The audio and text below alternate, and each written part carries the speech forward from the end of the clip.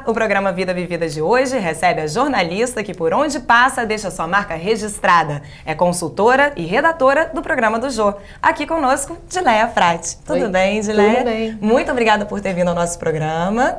E eu queria já começar com uma pergunta. Como é que você faz para administrar seu tempo nessa ponte aérea Rio-São Paulo?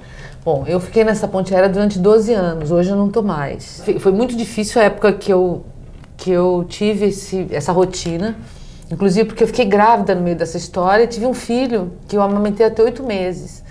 Então foi um período muito complicado mesmo. Mas ao mesmo tempo foi muito heróico, porque eu me sentia assim uma heroína, com aquele neném, fazendo Jô no Twitter, com ele no ponto, sabe? Foi uma época muito bonita essa, quando eu lembro. Agora hoje não, hoje eu estou mais aqui, tenho ficado aqui, tenho me dedicado mais à parte de escrever mesmo, de roteirista, e tenho diminuído muito o avião e a ponte aérea, ainda bem, eu gosto de avião.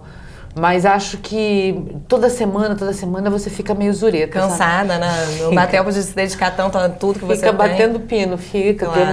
É muita, sabe, bate e volta. E rotinas muito diferentes, ser uma família e ali, quer dizer, muito... Com certeza. É muito louco. Então vamos mostrar para o pessoal de casa um pouquinho mais sobre a sua profissão? Vamos? Então vamos lá. Dileia Frati entrou em 1972 na Escola de Comunicações e Artes da USP. Seu primeiro contato com o jornalismo foi como repórter na Gazeta de Pinheiros.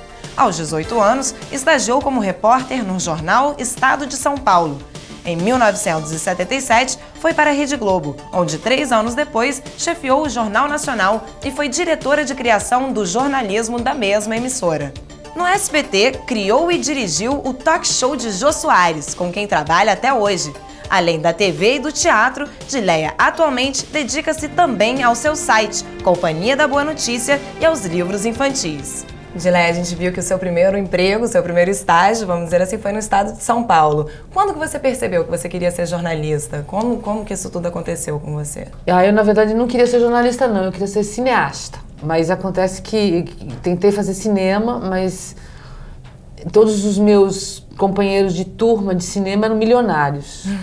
Tinha um ou dois que é mais ou menos assim, classe média, mais ou menos. O resto era todo mundo milionário e eu percebi que aquilo era brinquedo de... Cinema no Brasil é brinquedo de menino rico. Que me perdoe o Valtinho Moreira Salles, que é muito competente, está fora, até ele conseguiu provar que ele é uma exceção. Mas ele é maravilhoso, mas o que eu via na minha realidade, eu fiquei assustada, porque eu não tinha dinheiro para ficar parada, eu tinha que trabalhar uma parte do tempo, até para sumir, porque meus pais não tinham, né? Aí eu não tinha como. Aí eu fui trabalhar no jornal, assim, estava indo para faculdade, não foi nem o Estadão. Esse foi o primeiro jornal que eu, assim, tive um estágio mais sério, né? Contato Mas meu primeiro contato, na verdade, com o jornalismo foi na Gazeta de Pinheiros. Eu estava indo para a faculdade e aí subi umas escadas, assim, e fui pedir um emprego, consegui, fiz fiquei um mês, um tempo, se pagava muito mal. Não dava... Era um jornal de baixo, chamava Gazeta de Pinheiros, e eu era repórter. Eu só trabalhei mesmo que eu estava querendo ganhar dinheiro, e era quase zero que se ganhava lá.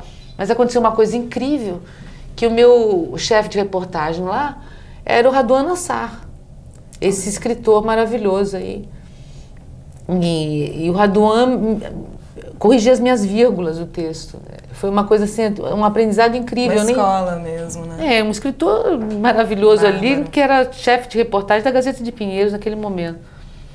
Aí eu fui para fazer estágios em jornais maiores, também, mas não durei muito, não. Eu nunca fui uma jornalista muito... assim, nunca me achava uma jornalista, entendeu? Que ficasse assim, fazendo carreira em jornal. Nunca fui assim. E da onde surgiu essa sua vontade de ir para a televisão? O que te encantou na televisão para você? Não, eu era afim de fazer cinema, né? Eu gostava muito desse negócio de imagem, eu pinto. Tanto que eu tenho essa coisa, eu gosto de construir texto a partir de imagens. E aí, por isso eu queria fazer cinema, e por isso eu acabei na televisão assim... já que eu escrevo e gosto desse negócio de imagem, vou tentar televisão. Mas eu nem tinha isso muito na minha cabeça. Na verdade, foi uma coincidência. O Luiz Fernando Mercadante, ele me chamou, ele me conhecia, me chamou, já da Editora Abril, onde eu tinha feito um estágio. perguntou se eu não estava interessado em fazer um estágio lá, em ver como é que era. Aí eu falei para ele assim, eu quero trabalhar na pesquisa. Quero ficar escondida além do livro. Aí ele falou, eu falei, isso aqui é muito louco, achei estranha a televisão, não achei um ambiente para mim. Não teve uma boa impressão de Não, início? não, tive uma péssima impressão da televisão, uma péssima impressão. E quando é que você teve a boa impressão? A primeira entrada na televisão para mim foi um choque, na verdade. Eu achei aquilo uma bagunça. Uma bagunça, as pessoas gritavam umas com as outras, eu achei as pessoas mal educadas, sabe? Foi uma coisa meio... Te assustou um pouco? Me assustou, me deu vontade de sair correndo. Aí, por isso que eu falei, eu quero ficar na biblioteca. Um cantinho reservado. Foi o que eu pedi pra ele. Mais quietinha. Não, eu quero você escrevendo. Vamos escrever. Aí me botou de editora. E eu fazia texto pros repórteres.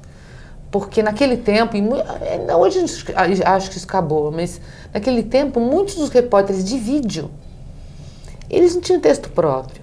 Eles faziam uma passagem só, e o texto era todo do editor. Hoje ainda existe um pouco isso. Mas antigamente era tudo assim. Todo mundo, todas as matérias, o editor é que fazia o texto. Dileia, tem gente querendo saber mais sobre você. Vamos lá? Olá, Dileia, tudo bem? O seu nome é muito conhecido, mas você nunca aparece no vídeo. É timidez? Não, não é timidez, mas é uma coisa de reserva profissional, vamos chamar assim. Eu acho que a gente tem que ter uma reserva profissional. Eu acho que as pessoas se expõem demais na mídia e eu acho que não está certo isso. Tem que ter... Quem está na mídia, do jeito que eu lido com essa coisa da imagem, então, das pessoas, não pode se expor. É uma coisa minha isso. Pode não ter o menor cabimento, mas eu não gosto de me expor.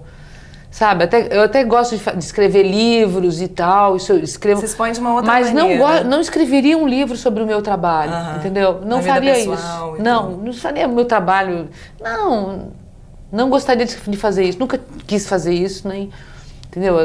Eu não gosto de misturar as coisas. Então, eu acho que mídia é mídia. Eu já que eu trabalho na mídia, eu não vou aparecer nela. Entendi.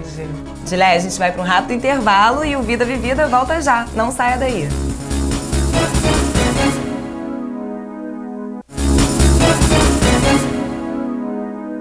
Vida Vivida está de volta conversando com Dileia Frati. Agora, Dileia, me conta, como que surgiu a ideia de você bolar um talk show e por que você escolheu o Jô Soares para ser o apresentador, o entrevistador? Não fui eu que escolhi, não. Ele que me escolheu. Como é que foi essa história? Conta pra gente. Ele que me escolheu. Na verdade, há uns 20 anos atrás, eu fazia criação na TV Globo e gostava muito do Jô, admirava muito o trabalho do Jô no Vivo Gordo, achava maravilha aquele trabalho dele. E gostava daqueles textos que ele tinha, políticos, que eram muito bons. E a gente conversava, batia bola, falava, poxa, vamos fazer uma coisa. Aí chamei ele para fazer um negócio no Jornal da Globo. Eu fiz um projeto do Jornal da Globo. Tinha um quadro de humor. Ele fazia um quadro de humor. E a gente se deu muito bem. E eu conversei com ele sobre isso. Falei, poxa, Jô, ele tinha vontade já de fazer isso. Ele tinha loucura de ir pro talk show. E um dia a gente conversando. Aí eu falei, vamos fazer isso aqui e tal. Não sei, porque a coisa não vingou. Eu saí depois, fiquei fora da Globo um tempo. E quando eu saí da Globo, ele, por coincidência, sem que a gente combinasse, ele saiu também. Eu fui para um lado, ele foi para o outro, foi para o SBT e foi fazer o programa de humor, o mesmo programa que ele fazia na Globo. Na Globo, foi para o SBT e fez lá. E nunca esqueceu dessa história.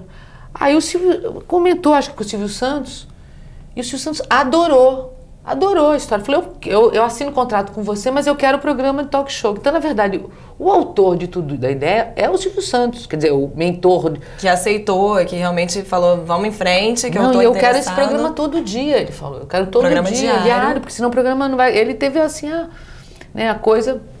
Foi a pessoa que ajudou a realizar esse programa de uma forma fechada. E foi uma maravilha, a gente trabalhou lá, foi muito bom. Ele sempre foi um patrão maravilhoso. E lá no SBT a gente se consolidou, foram 11 anos e meio. E com esse tempo todo de programa, junto essa correria de entrevistados, já aconteceu de algum entrevistado faltar, de você ter que se virar na última hora? Como é que é esse estresse dos bastidores? Assim, a gente, no começo das gravações era na Vila Guilherme, ali na Marginal do Tietê, perto do Rio, e encheu, e a Beth Carvalho ficou presa no posto de gasolina. Tiveram que resgatar a Beth Carvalho, lá sei eu como, entendeu? Então, acontecia essas coisas, de vez em quando acontecia. Grandes engarrafamentos na cidade de São Paulo, a pessoa não chegava. A gente... E como é que se resolve isso? Arruma um outro entrevistado em cima fazia da loucuras, hora? por exemplo, a prefeita Luísa Erundina foi eleita e eu fiz a loucura de botar o programa ao vivo mesmo, no ar, contando com ela como primeira entrevistada. Sendo que, assim, o resultado da eleição acabou, vamos supor, 15 minutos antes do programa entrar no ar. Então o programa era ao vivo? Ele era ao vivo? Não, a gente fez alguns ao vivo, completamente ao vivo, como esse. Entendi. Contando que a primeira entrevistada seria ela. E eu fiz toda a abertura em cima da figura dela. Você que escrevia a abertura? Eu ainda escrevo algumas aberturas, mas naquele tempo eu fazia direto, escrevia um script, e aí contando que ela estivesse lá. E aí a gente esperando, gente, ela tem que aparecer, eu rezando lá no suíte, tem que aparecer uma câmera apontada para a porta do suíte lá no Sumaré, já era em outro lugar. Quando ele falou Luísa Erundina abriu a porta e entrou, parecia coordenado. Tem aquelas coisas, trânsito de São Paulo. Não tem como, imprevisto. Aquilo acho que foi a maior adrenalina que eu já passei ali. Porque não é um programa, o João não é um programa assim, ele é um programa calmo, ele tem gravado antes. Isso que eu queria saber também, como é que acontecem as gravações? Ele é gravado São quantas vezes antes, por semana? São 3 vezes por semana. Quantos programas por dia? São 2 programas por dia, um é deixado de lado porque tem um período de férias e que esses programas são colocados. Que ele deixa guardado. E aí você elabora... São os pré-gravados. E você faz o roteiro, como é que se desenvolve o trabalho lá dentro? Não, o roteiro é feito pelo próprio pessoal da produção, eles que roteirizam o programa hoje. Hoje eu estou participando mais de redação mesmo. Essa coisa de escrever textos para ele. Quem que escolhe os convidados? Quem que é faz uma equipe toda. Tem toda uma equipe. Ele às vezes escolhe também? Escolhe. Ele sugere ele dá nome. sempre a última palavra. E também sugere muito nome. E tem muitas pessoas que... E tem uma equipe inteira que faz reunião. Onde as coisas são votadas, assim. Eu acho que tem mais uma pessoa querendo saber um pouquinho de você. Vamos ouvir. Oi, Dileia. Como você vê a participação das mulheres no jornalismo?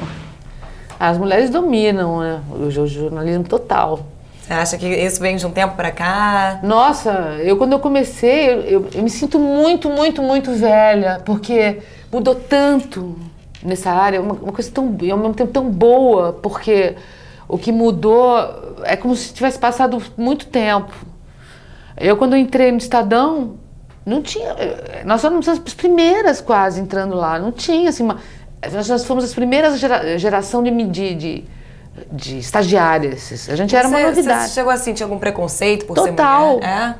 Total. Vindo de todo mundo, da própria redação. De pautas que não me davam, pautas que eu queria fazer. Não por tinha. Ser mulher. Por ser mulher. E depois, quando eu casei cedo, eu casei garota, e ainda estava começando a trabalhar com o Marcum. Nós dois éramos meninos e aí a gente foi obrigada a escolher qual dos dois ia ficar, porque casal não podia. Então, aí eu tive que sair. Quem saiu? A mulher. Então, existia... Hoje em dia o casal apresenta o telejornal. William Bonner, Fátima Bernardes. Então, imagina, não tem casal. Qual é a lógica que faz? O casal não pode ficar. Não pode ter um casal. Não pode ter um casal. Não interfere Era uma em nada. norma. Com certeza. Era uma coisa que não preconceito mesmo. Não admitisse ter um casal numa redação. Sem lógica. Sem lógica, eles lá não sei que lógica que era, mas para você ver como isso mudou, né? É outra coisa. Tem mais uma pergunta para você. Vamos ouvir. Dileia, você criou um site só de notícias. Foi por sentir falta de exercer o seu lado jornalístico? Olha, na verdade foi por sentir falta de boas notícias e por saber, exatamente por exercer meu lado jornalístico e pesquisar na internet, eu via muita boa notícia. E Só pra falava... avisar, o site dela é Companhia da Boa Notícia, é um site que publica É que diariamente. na verdade, o que a gente faz? A gente junta as boas notícias da internet. A gente pega tudo que tem na internet de boa notícia, que era o que eu via e que não saía no jornal, ou saía. Uma coisa sai, outra não. Mas o grosso não sai. E juntamos naquele site. A gente não tem uma geração de boas notícias, que era o meu sonho.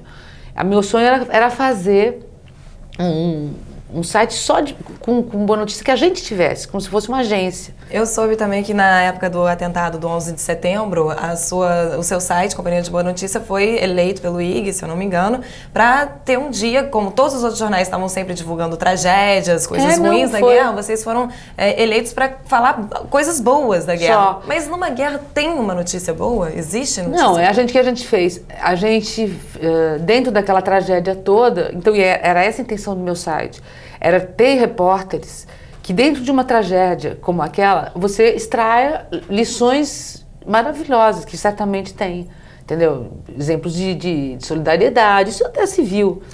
Mas fazer isso de uma maneira dirigida, sabe? A minha ideia era essa, isso eu nunca consegui fazer. E a única coisa que eu faço no site é pegar, como eu estou te falando, então você tem revistas científicas, não sei o quê, aí você pensa aquilo e faz. Teve alguma notícia boa que você tenha dado, que você mais tenha gostado de dar? Teve um dia que eu dei uma notícia lá que tinha sido encontrado vacina para hepatite C. Você encontrou aquela notícia ali. Não existe continuidade. Divulgou. Deram uma notinha, não sei. Pequena, não. Mas e aí essas pesquisas? Porque ainda estava em fase de pesquisa. Você não sabe se isso daí já... Quando é que vai virar vacina? Quando é que vai estar aqui? Entendeu? Então, eu não tenho isso. Que seria o ideal. Então tá, o Vida Vivida vai dar mais uma paradinha. A gente volta no terceiro bloco falando sobre Dileia, família e continuando com a profissão dela. Até lá, não saia daí.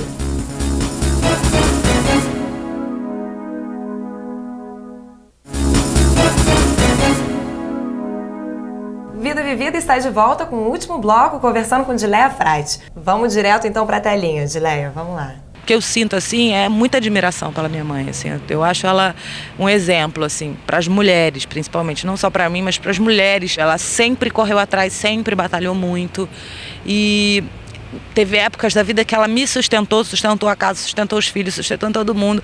Então, assim, ela tem esse espírito de uma pessoa muito batalhadora mesmo. E isso, eu tento trazer para a minha vida também, sabe? Eu tento me espelhar nela, eu quero que as minhas filhas sejam parecidas com ela também, nesse sentido de correr atrás, então de dar o valor, o certo valor pelo trabalho, sabe? Então, assim, ela nunca me ajudou efetivamente, ela podia me ajudar, eu sou atriz, então a minha mãe é diretora, ela podia ter me colocado na Globo, no SBT, num programa de televisão, mas ela nunca me ajudou e ela sempre falou assim, não, eu não vou te ajudar porque eu quero que você corra atrás do seu, eu quero que você consiga por você, para você ter o seu mérito. E eu achava, assim, quando eu era mais adolescente, eu achava um absurdo.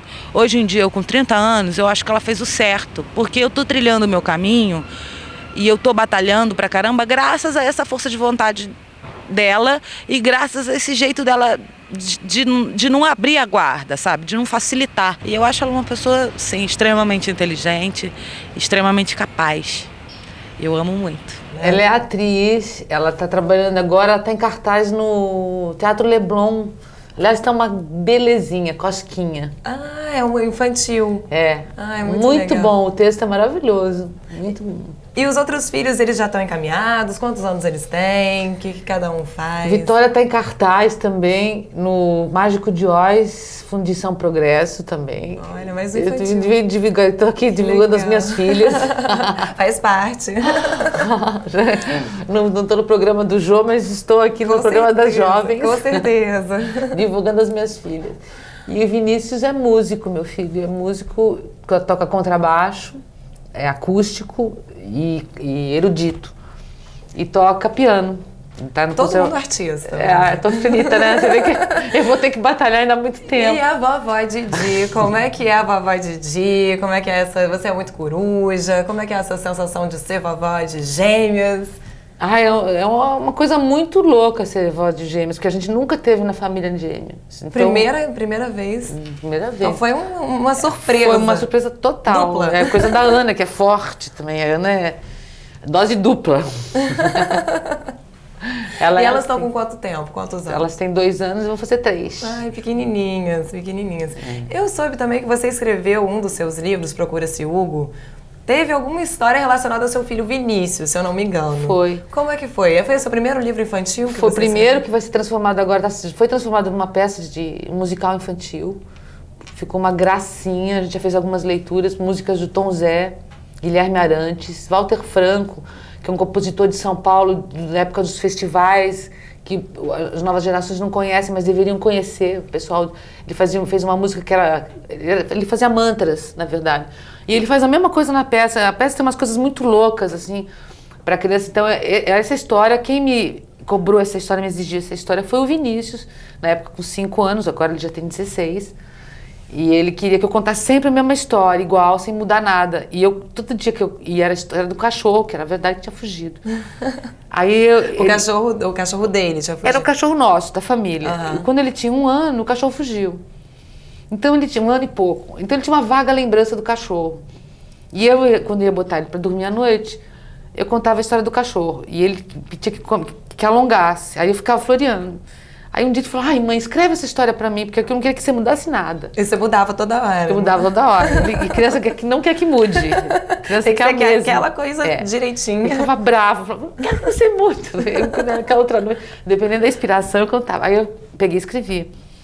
Então foi tudo por acaso, porque eu nem imaginava que eu ia ser autora infantil, coisa nenhuma. Quantos livros você já tem lançado? Não, eu tenho 2. Um é Histórias para Acordar, esse é um livro grande, são 60 histórias. Já passou da 11ª edição. Já, esse livro vendeu mais de 40 mil exemplares. Caramba. E foi traduzido agora para Espanha.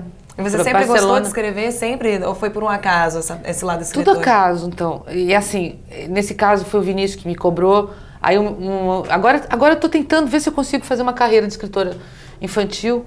Agora, depois dessa peça, quem sabe eu consiga me direcionar para isso, porque eu acho que eu dei certo nisso. Não contava com esse negócio, né? Mas, E acabou se encontrando. não, o que eu escrevo foi bem aceito, né? Eu não tinha a menor ideia.